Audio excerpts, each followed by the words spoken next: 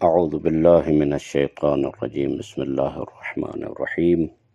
رمضان المبارک کے 29ویں روزے کی دعا اور ترجمہ اور وضاحت۔ بسم اللہ الرحمن الرحیم۔ اللہم غشنی فیہ بالرحمہ وارزقنی فیہ التوفیق والعصمہ وطہر قلبی من غیاہب التہمہ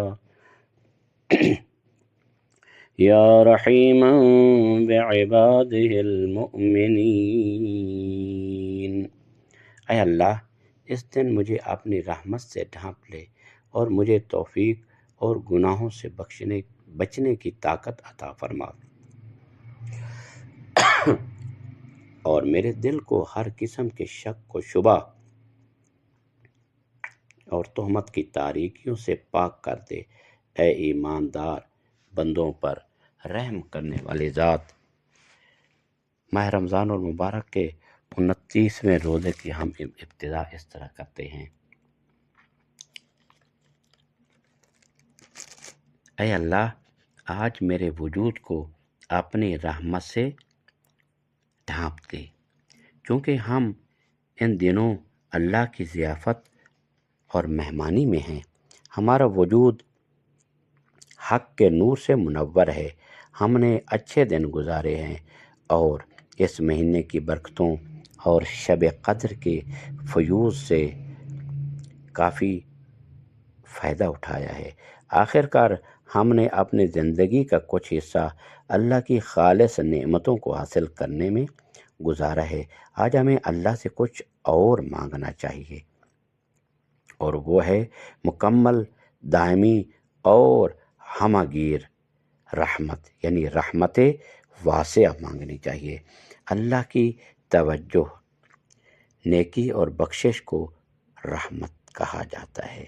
ہاں، اس مبارک مہینے میں اللہ کی رحمت کے دروازے بندوں کے لیے کھول دیے گئے ہیں، اور توبہ کرنے والوں کو بخشش اور مغفرت کی خوشخبری سنا دی گئی ہے۔ امام زین العابدین علیہ السلام سے منقول ہے کہ امام نے فرمایا، مومن 3 چیزوں کی وجہ سے ہلاک نہیں ہوتا ہے۔ پہلی چیز اللہ کی وحدانیت کی گواہی دینا، لا الہ الا اللہ۔ دوسری چیز رسول اللہ صلی اللہ علیہ وآلہ وسلم کی شفاعت، اور اللہ کی رحمت کی وسعت، وسعت رحمتہ غضبہ۔ ان 3 چیزوں کی وجہ سے مومن جو ہے وہ ہلاک نہیں ہوتا ہے۔ رسول اکرم صلی اللہ علیہ وآلہ وسلم بھی اللہ کی رحمت کے بارے میں ارشاد فرماتے ہیں، اللہ تعالیٰ کے پاس رحمت کے 100 دروازے ہیں، جن میں سے ایک کو زمین پر نازل کیا گیا ہے اور اسے مخلوقات میں تقسیم کیا گیا ہے۔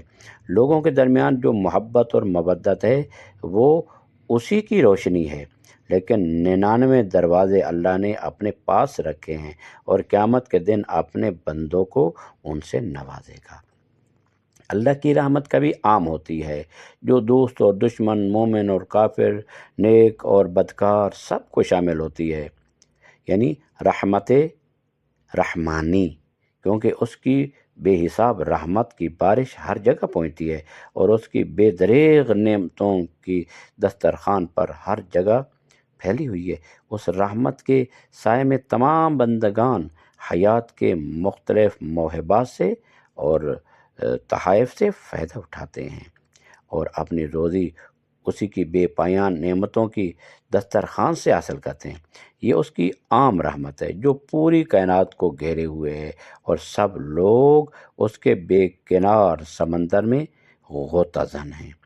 لیکن اللہ کی خاص رحمت اس کے فرما بردار، صالح اور مطیع بندوں کے لیے ہے، کیونکہ وہ ایمان اور نیک اعمال کی وجہ سے اس لائق ہو چکے ہوتے ہیں کہ اس خاص رحمت، بخشش اور احسان سے فائدہ اٹھائیں، جس میں آلودہ اور گناہ گار لوگ شامل نہیں ہیں۔ آج کی دعا سے جو بات سمجھ میں آ رہی ہے وہ یہ ہے کہ یہ دعا خاص رحمت کی طرف اشارہ کرتی ہے، خاص طور پر اس مدت میں کی گئی دعاؤں کے بارے میں جو اطاعت اور نیک اعمال کے بارے میں بیان کی گئی ہیں۔ قرآن کریم اللہ کی وسیع رحمت حاصل کرنے کے لیے 3 چیزوں کی تاکید کرتا ہے: نماز قائم کرنا، زکوٰۃ دینا اور رسول خدا کی اطاعت کرنا۔ اللہ سورہ نور میں ارشاد فرماتا ہے، نماز قائم کرو اور زکوٰۃ دو اور رسول اللہ کی اطاعت کرو، شاید کہ تم پر اللہ کی رحمت ہو جائے۔ آج کی دعا کے دوسرے حصے میں ہم اللہ سے درخواست کرتے ہیں، اے اللہ مجھے گناہوں سے بچنے کی توفیق عطا فرما۔ لغت میں توفیق کا مطلب یہ ہے کہ کسی کو خیر کی طرف لے جانا۔ کامیابی اور توفیق وہ موضوع ہے جو ہر کام میں ہماری توقع ہوتی ہے اور ہم اسے اللہ سے مانگتے ہیں۔ ہر کام میں کامیابی کی امید، خواہ وہ مادی ہو یا روحانی، انسان کی توجہ کا مرکز رہی ہے۔ کامیابیوں کے بھی مختلف درجات ہوتے ہیں اور مختلف لوگوں کے نقطہ نظر سے فرق ہوتا ہے۔ کبھی انسان توفیق کو آرام، صحت اور خوشحال زندگی میں دیکھتا ہے، کبھی ترقی، دریافتوں اور ایجادات میں دیکھتا ہے، اور کبھی کوئی شخص جیسے حضرت شعیب علیہ السلام توفیق کو اللہ پر بھروسہ کرنے میں دیکھتے ہیں۔ حضرت شعیب علیہ السلام اپنی کامیابی کو اللہ کی طرف سے دیکھتے تھے۔ شعیب علیہ السلام کی قوم مدین میں رہتی تھی، اللہ کی پرستش کو چھوڑ کر شرک اور بت پرستی کی راہ پر چل دی۔ وہ نہ صرف بتوں بلکہ دولت اور مال و متاع کی پرستی کرتے تھے اور زیادہ منافع کمانے کے لیے اپنی زندگی کو دھوکہ دہی اور کم تولنے سے آلودہ کر چکے تھے۔ یعنی ویل للمطففین، بربادی ہے ان کے لیے کہ جو کم تولتے ہیں۔ حضرت شعیب علیہ السلام، جنہیں اپنے دل نشین اور حساب شدہ گفتگو کی وجہ سے خطیب الانبیاء کا لقب دیا گیا تھا، اور اپنی باتوں کو صبر، تحمل اور ہمدردی کے ساتھ پیش کرتے تھے۔ انہوں نے لوگوں کو اللہ کی پرستش، گناہوں سے بچنے اور ظلم و کفر کے خلاف لڑنے کی دعوت دی، اور انہیں اس اہم نقطے کی طرف متوجہ کیا کہ میں تمہیں دنیاوی مال و دولت کے لیے برے کاموں سے نہیں روک رہا ہوں، بلکہ میرا سہارا اور توجہ اللہ ہے۔ قرآن کریم اس نبی کی زبان سے فرماتا ہے، میری کامیابی صرف اللہ کی طرف سے ہے، وما توفیقی الا باللہ، میں نے اسی پر بھروسہ کیا ہے اور اسی کی طرف لوٹتا ہوں۔ انہوں نے اس ہٹ دھرم اور سرکش قوم کے سامنے اپنی کامیابی کا راز اللہ سے توفیق مانگنے میں بتایا، اور یہی وہ نقطہ ہے جس پر آج کی دعا میں توجہ دینا چاہیے۔ معصومین علیہ السلام کی روایات میں بھی توفیق کے بارے میں خوبصورت تعبیرات آئی ہیں۔ مثلاً اسے رحمت، عنایت، پہلی نعمت، صحیح رہنمائی، سعادت اور کامیابی کی اساس اور بنیاد کہا گیا ہے۔ پہلے شہید محراب امیر المومنین علیہ السلام توفیق کے بارے میں فرماتے ہیں، مسجد میں شہید ہونے والے اور محراب مسجد میں ضرب کھانے والے، مولا فرماتے ہیں، اے اللہ کے بندو، اللہ تعالیٰ سے یقین مانگو، کیونکہ یقین دین کی بنیاد ہے، اور اللہ تعالیٰ کی طرف توفیق حاصل کرنے میں توجہ اور رغبت رکھو، کیونکہ توفیق ایک مضبوط بنیاد ہوگی۔ لیکن روایات میں توفیق کا منبع اللہ کی طرف سے فصاحت اور دین اسلام کی پیروی ہے۔ امام جواد علیہ السلام فرماتے ہیں، مومن کو 3 چیزوں کی ضرورت ہے: اللہ کی طرف سے توفیق، یعنی توفیق من اللہ، اپنے نفس سے نصیحت کرنے والا جو اسے ملامت کرے، اور کسی ایسے شخص کی خیر خواہی کو قبول کرنا جو اس کی بھلائی چاہتا ہو۔ دین کے بزرگ اپنی ترقی کو اللہ کی طرف سے سمجھتے ہیں اور خود کو حقیر سمجھتے ہیں، اور اگر ان کی تعریف کی جائے تو جواب دیتے ہیں، یہ اللہ کی طرف سے ہے اور اللہ نے چاہا کہ ایسا ہو، اور واقعی ایسا ہی ہے۔ جب تک وہ نہ چاہے اور کام کی بنیاد نہ رکھے، کون ہے جو کچھ کر سکتا ہے؟ کائنات کے تمام ذرات کا چلنا اسی کے ہاتھ میں ہے، اور جب تک وہ نہ چاہے کوئی ذرہ وجود میں نہیں آتا، اور کوئی بیج اپنی جگہ نہیں ہلتا اور کسی مقام تک نہیں پہنچتا۔ گناہوں سے لڑنے اور معاصی سے بچنے کی طاقت بھی اسی نے عطا کی ہے اور کرنی ہے، اسی نے عطا کرنی ہے، ورنہ ہم گناہوں سے نہیں بچ سکتے۔ وما ابرئ نفسی ان النفس لامارۃ بالسوء الا ما رحم ربی۔ جس پر رب کی رحمت ہو، توفیق ہو، وہی گناہوں سے بچ سکتا ہے اور نفس کے خطرے سے وہی آزاد ہو سکتا ہے۔ لہذا ہمیں اپنے کاموں میں کامیابی اور گناہوں سے دور رہنے کی توفیق اللہ تعالیٰ سے مانگنی چاہیے تاکہ وہ ہمیں روحانی روزی کے طور پر عطا کرے۔ آج کی دعا کے آخری حصے میں ہم کہتے ہیں، اے اللہ میرے دل کو ہر قسم کے شک و شبہ اور تہمت کی تاریکیوں سے پاک کر دے۔ اے ایماندار بندوں پر رحم کرنے والے، مومن کا دل سب سے پاک اور بلند مقام ہے۔ پہلی جگہ جہاں گناہ اور آلودگی داخل ہوتی ہے وہ یہی دل ہے۔ ہم نے پہلے بھی اللہ سے دعا کی ہے کہ وہ ہمارے دل کو گناہ اور اس کی آلودگیوں سے پاک کر دے۔ روایت میں آیا کہ اللہ تبارک و تعالیٰ نے موسیٰ علیہ السلام سے فرمایا، میرے سب سے زیادہ دشمن وہ شخص ہے جو مجھ پر تہمت لگائے۔ موسیٰ علیہ السلام نے عرض کیا، پروردگارہ کون ہے جو تجھ پر تہمت لگاتا ہے؟ تو جواب ملا، وہ شخص جس کے لیے میں نے کچھ امور مقدر کیے ہیں اور وہ یہ سمجھتا ہے کہ اگر ایسا نہ ہوتا تو بہتر ہوتا، اور وہ میری تقدیر پر راضی نہیں ہے، گویا کہ وہ مجھ پر تہمت لگا رہا ہے۔ ہاں، ایسی حالت عبادت اور زندگی میں افسردگی اور دوری کا باعث بنتی ہے۔ اللہ کے ہر کام پر ہمیں راضی رہنا چاہیے۔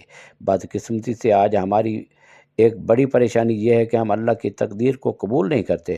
پھر ہمیں دعا کرنی چاہیے کہ اے اللہ ہمیں اس چیز کی توفیق دے جو تو پسند کرتا ہے اور جس سے تو راضی ہوتا ہے۔ اللہ کا امتحان کبھی نعمت کے ساتھ ہوتا ہے اور کبھی مختلف مصیبتوں کے ساتھ۔ نعمت کے آنے پر غرور نہیں ہونا چاہیے اور نہ ہی مصیبتوں کے آنے پر مایوسی، لیکن کیا کیا جائے، یہ کم ظرف انسان دونوں حالتوں میں امتحان کا مقصد بھول جاتا ہے۔ جب نعمت آتی ہے تو یہ سمجھتا ہے کہ وہ اللہ کے قریب ہو گیا ہے اور یہ نعمت اس قرب کی دلیل ہے، اور جب سختیاں اور تنگی آتی ہے تو مایوسی اسے گھیر لیتی ہے اور وہ اپنے پروردگار سے ناراض ہونے لگ جاتا ہے، یہ بھول کر کے یہ سب اس کے امتحان کے لیے ہے۔ بھول جاتا ہے یہ چیزیں۔ اللہ کی تقدیر کو قبول نہ کرنا تہمت کے زمرے میں آتا ہے۔ اللہ ان لوگوں کے بارے میں فرماتا ہے جو نعمتوں اور مصیبتوں کے سامنے کم ظرف ہوتے ہیں، حوصلہ چھوڑ بیٹھتے ہیں۔ ہمیں چاہیے کہ ہم ہر حالت میں اللہ کے کاموں پر راضی رہیں، اس کی تقدیر پر اپنا سر تسلیم خم کریں اور کہیں، پروردگار جو تو ہمارے لیے چاہتا ہے وہی ہمیں قبول ہے، ہم اسی پر راضی ہیں۔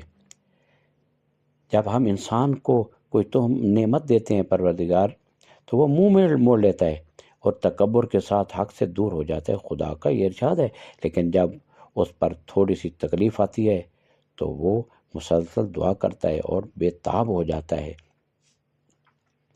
اسی طرح اللہ کے بندوں پر تہمت لگانا اللہ پر تہمت لگانے کے برابر ہے۔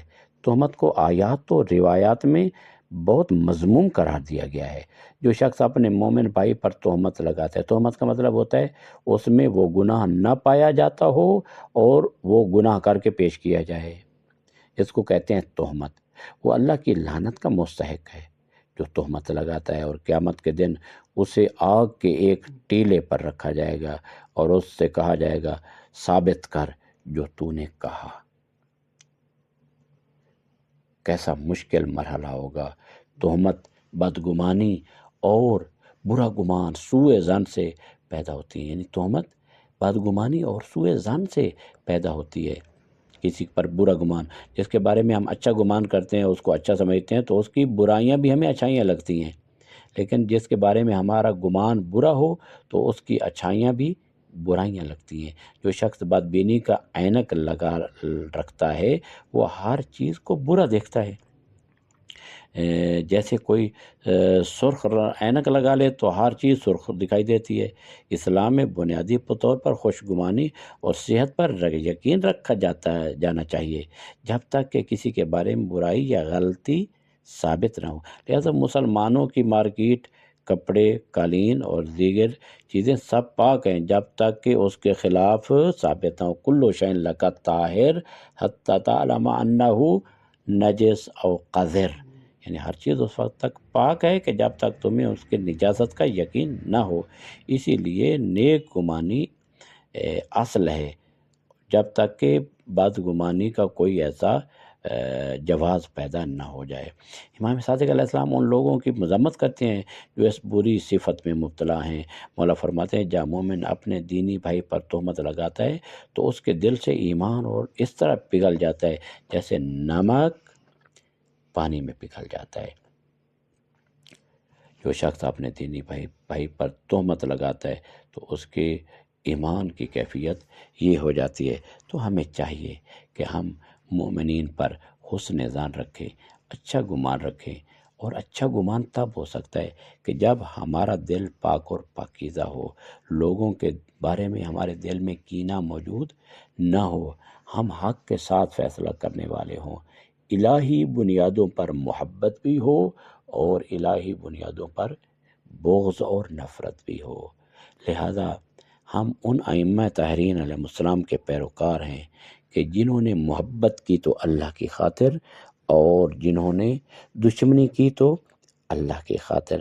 لہذا ہمیں چاہیے اس پاک مہینے میں اچھے اقدار، اچھے اخلاق اور صفات حسنہ کو اپنائیں اور اپنے رگ و پے میں بسائیں، اپنے نفس کو عادی بنائیں تاکہ وہ اچھے صفات کو اپنائے، تاکہ ہم جب دنیا سے اٹھیں تو ہمارے نفوس پاک ہوں اور ہماری جو آخرت ہے، ہماری جو عقبہ ہے، ہمارے جو موت کے بعد کا ہے مرحلہ، وہ ہمارے لیے آسان قرار پائے۔ پروردگار عالم کی بارگاہ میں دعائے خدا بند متعال ہم سب کو مومنین و مومنات کی توفیقات میں اضافہ فرمائے، ہمارے مرحومین کی بخشش و مغفرت فرمائے، اور جو مریض ہیں ان کو صحت و سلامتی عطا فرمائے، جو بے اولاد ہیں ان کو اولاد نرینہ عطا فرمائے۔ وصلی اللہ علی محمد وآلہ الطیبین الطاہرین المعصومین۔ اللہم عجل لولیک الفرج والعافیۃ والنصر واجعلنا من خیر اعوانہ وانصارہ والمستشہدین بین یدیہ۔